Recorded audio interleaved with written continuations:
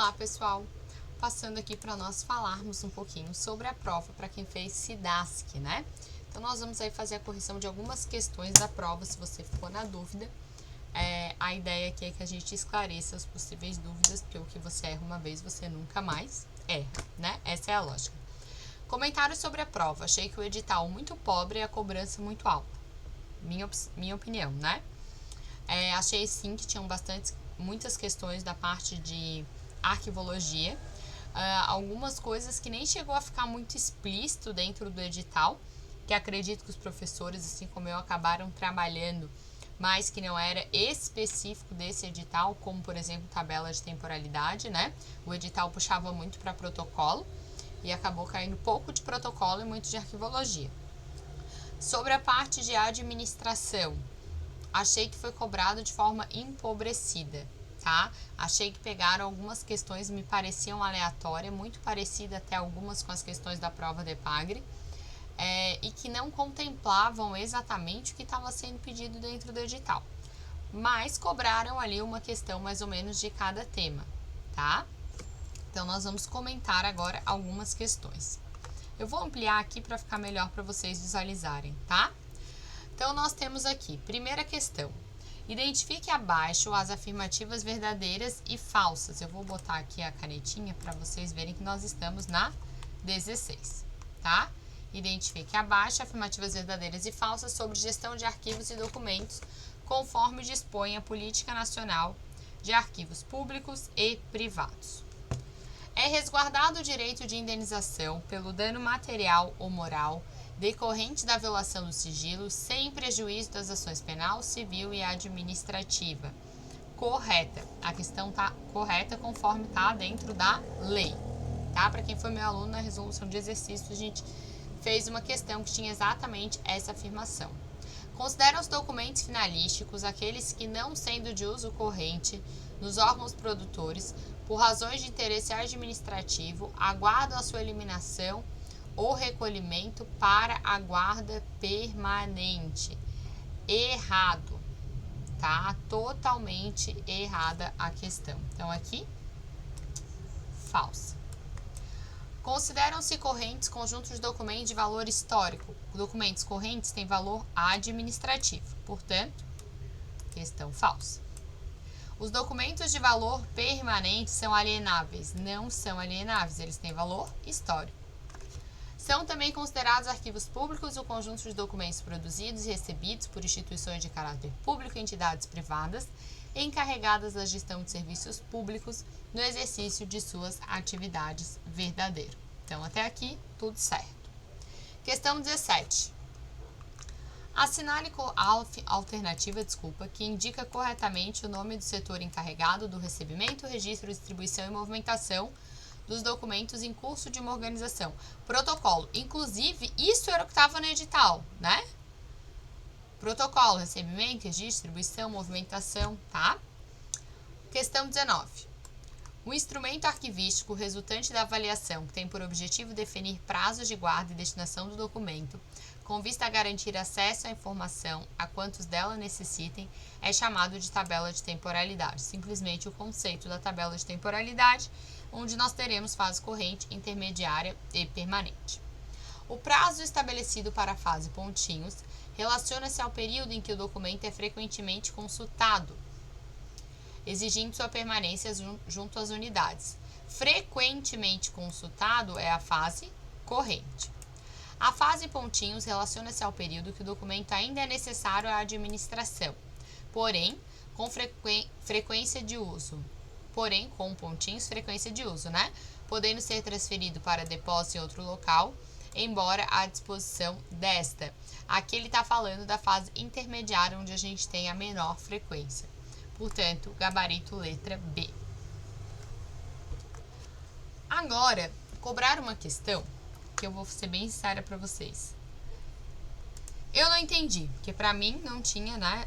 Essa questão aqui não estava contemplada no edital, mas pode-se dizer que ela é comunicação? Poderia, né? Mas deu uma forçada a FEPES, eu achei. Não que a questão seja difícil, vamos lá. O atendimento acontece quando alguém entra em contato com a atendente da organização para solicitar informação ou serviço.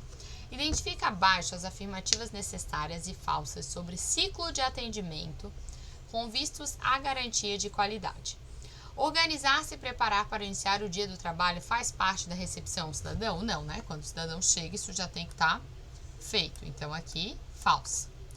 Na etapa de geração de soluções, deve-se identificar o público como objetivo fundamental do seu trabalho. Isso não na etapa de geração de soluções.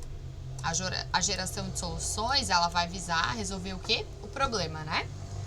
Como ações da etapa de entendimento das necessidades, deve-se buscar ouvir além das mensagens, observando os aspectos não verbais. Verdadeiro. Faz parte de comunicação. Na última etapa de um atendimento de qualidade, busca-se fortalecer a relação. Sim. Encaminhar o cidadão à pessoa adequada é uma das possibilidades de ação na etapa de geração de soluções. Sim, no caso quando você tem um problema e que você não é a pessoa capaz de solucioná-lo, tá? Então, gabarito, letra D. Questão 26, voltamos então à parte de arquivologia. Acervo é a totalidade dos documentos sob custódia de um arquivo. Verdadeiro. A pensação é a técnica de seleção de documentos representativos de um conjunto. Não. A pensação é uma juntada que pode ser separada depois, diferente da anexação.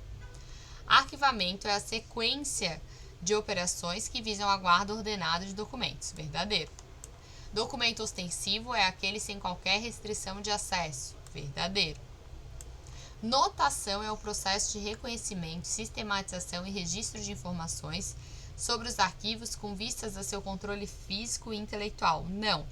Notação é representar por símbolos. Então, aqui, ó, errado, tá?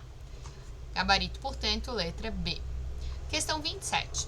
Em relação à ética profissional no ambiente de trabalho, quando por conta de um interesse próprio, o colaborador age contra os princípios da empresa, tomando uma decisão inapropriada ou deixando de cumprir alguma de suas responsabilidades profissionais, configura-se o que a gente chama de conflito de interesse, né? O conflito pessoal, o interesse pessoal com o interesse coletivo. Vamos lá, seguindo. Questão 29. Assinale a alternativa que indica corretamente o primeiro passo para a elaboração de um sistema de informação de gestão de pessoas para organização e controle de dados de pessoal em uma organização. Quando eu digo que a FEPES faz edital confuso, faz edital confuso. Ela cobrou duas questões de RH, que era SIG, Sistema de Informação Gerencial. Por que ela não coloca Sistema de Informação Gerencial de Recursos Humanos? Né? Ela bota lá controle de pessoal, controle de banco de dados e não especifica, né?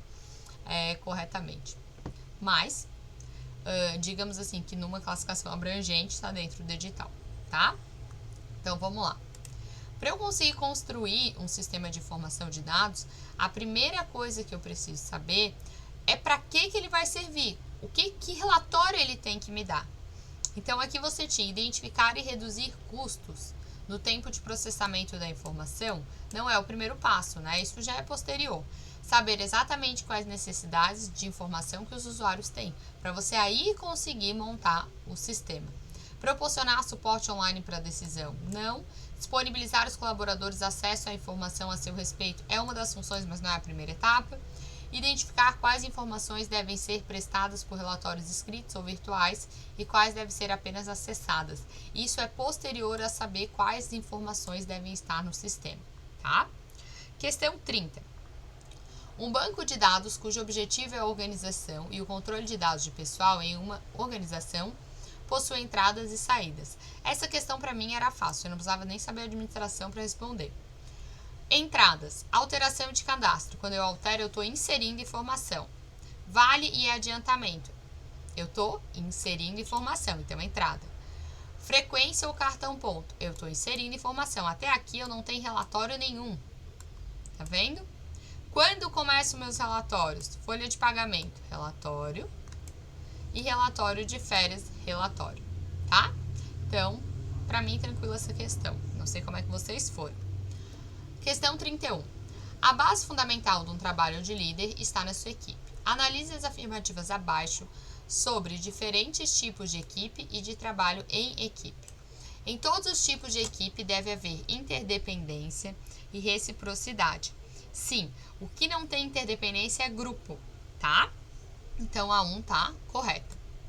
Equipes de força-tarefa são compostas de pessoas de diferentes departamentos ou funções encarregadas de melhorar a qualidade, reduzir custos, incrementar a produtividade em processos que afetam os departamentos ou funções envolvidas. Errado. O que é uma equipe força-tarefa? É a equipe criada para alguma emergência. Isso é força-tarefa, que a gente vê aí no jornal, né? Equipes autodirigidas são designadas para resolver imediatamente um problema. Não, a equipe autodirigida é a que não precisa de gestor, a própria equipe se dirige. Equipes funcionais cruzadas são compostas de pessoas vindas de diversas áreas da organização, formadas para alcançar um objetivo específico por meio de um mix de competência. A 4 tá ok. 5.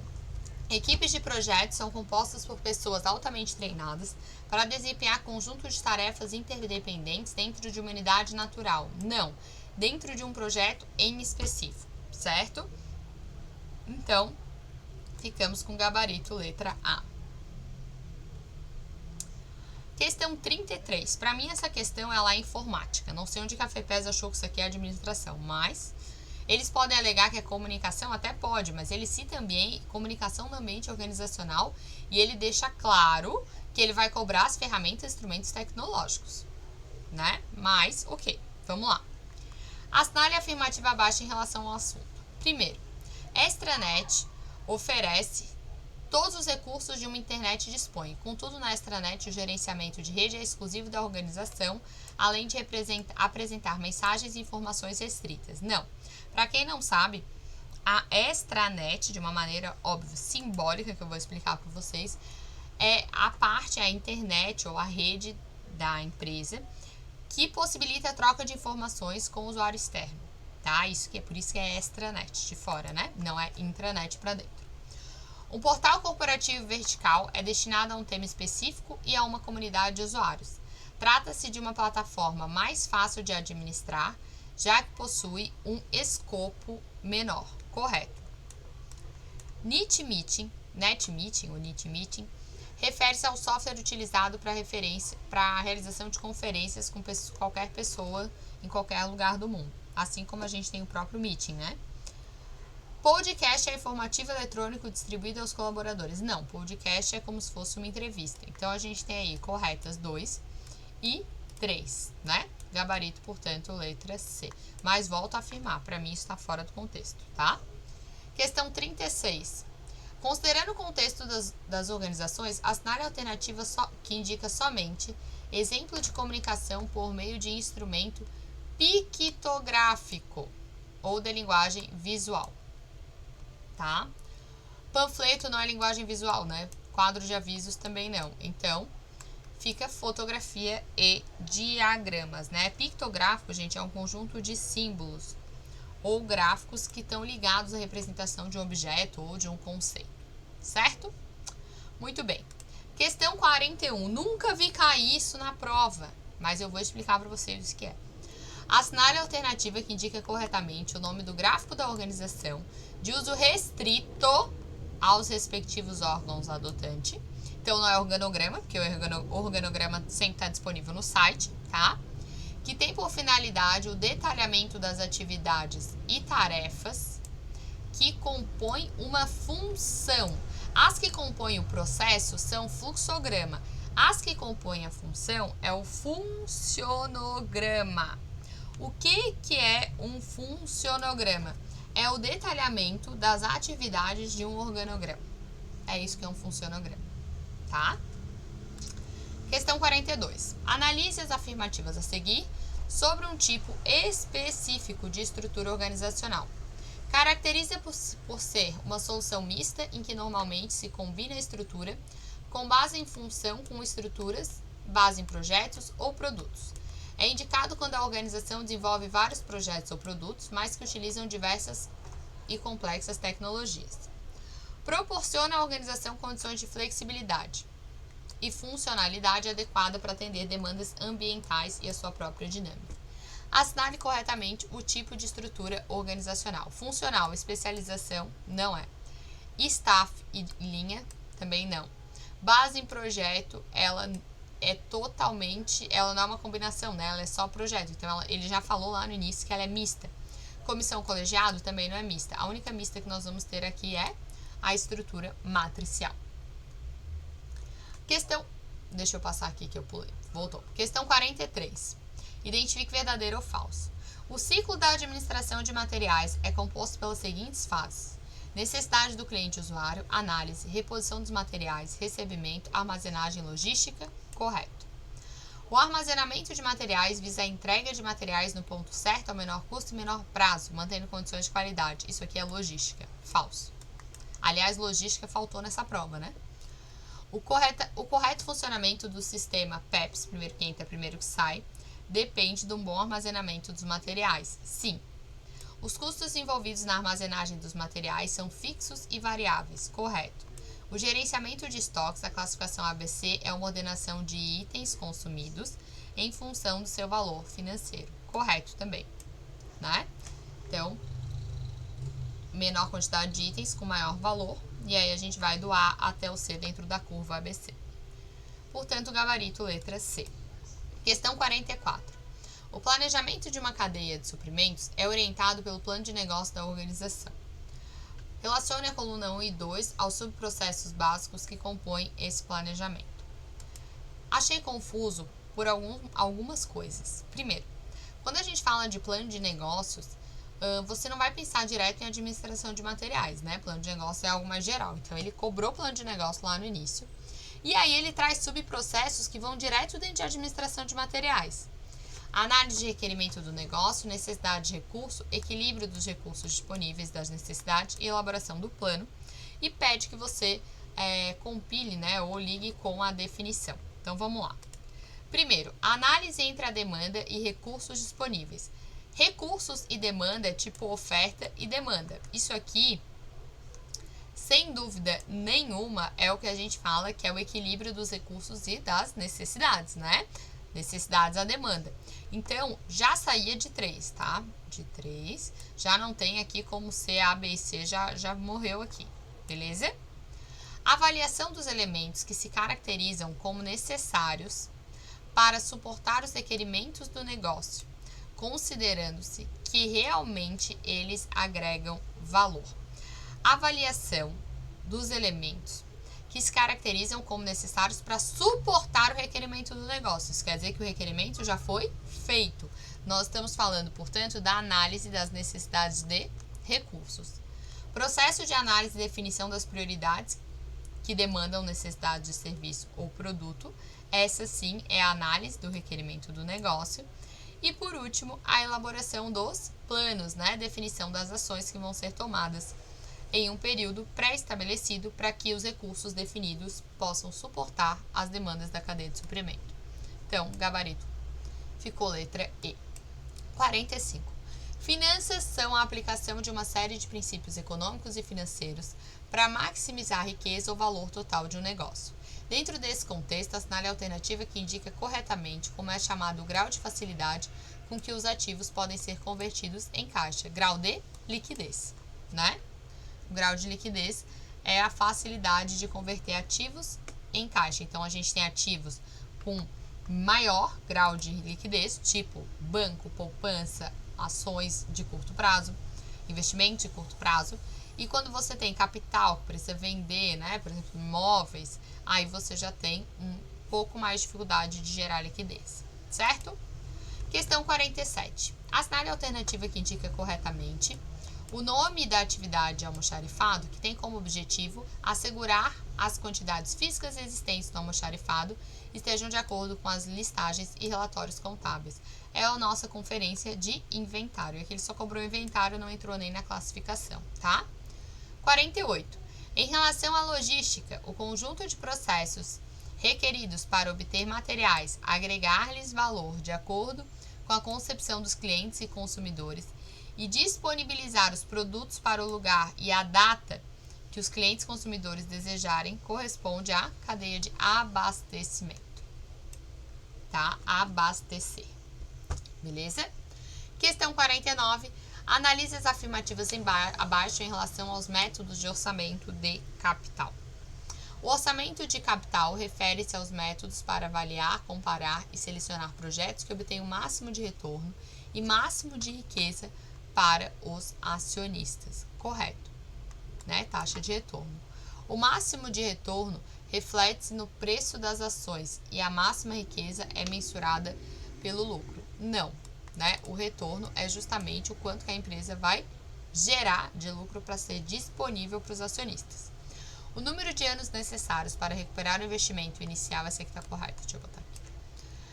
É chamado período de recuperação do investimento, payback. Correto, né? O payback você faz o investimento, quanto tempo você demora para tirar o valor desse investimento. Risco é uma alta generalizada de preços numa economia. Depende do negócio, né? Depende. O método do índice de lucratividade compara o valor presente das entradas de caixa futura com o investimento inicial. Sim, para eu conseguir estimar lucro, tá? Então, galera, era isso. Se você for com alguma dúvida, coloca aqui que daí eu explico para você posteriormente, tá bom? Espero que tenham ido bem. Um beijo e até o nosso próximo encontro.